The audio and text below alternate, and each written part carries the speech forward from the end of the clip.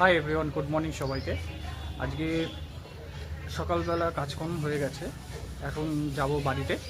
তো কাকাকে আনতে এসেছি। এখন কাকাকে নিয়ে যাব বাড়িতে, কারণ বলেছিলাম যে ঝুলন আছে, তো কাকাই গিয়ে এখন সব রেডি করবে। তার জন্যে কাকাকে নিয়ে আসলাম। আজকে সকাল সকাল কাজ হয়ে গেছে, তার জন্য আমি বললাম চলো কাকা তাহলে একসঙ্গেই যাই। তুমি যখন একাই যাবে তাহলে আমার সঙ্গে চলো বাইকে। এই যে কাকা এসে গেছে, আমার সঙ্গে যাবে এবার।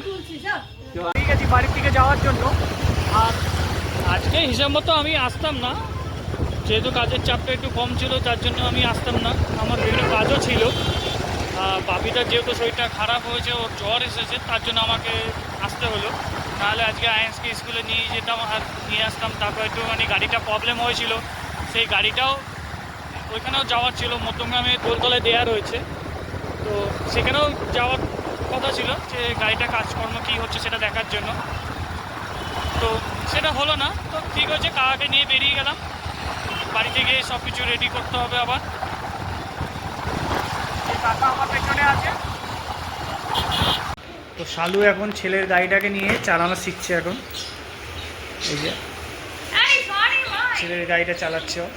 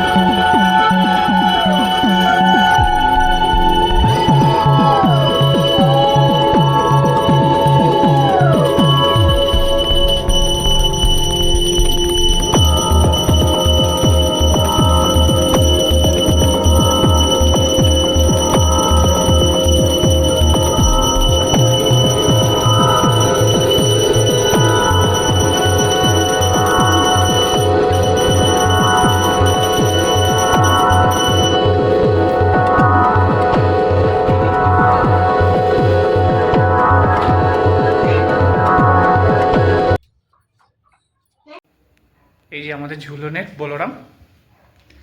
তো পুজো হয়ে গেছে, আমি অনেকটা পরেই এসছি।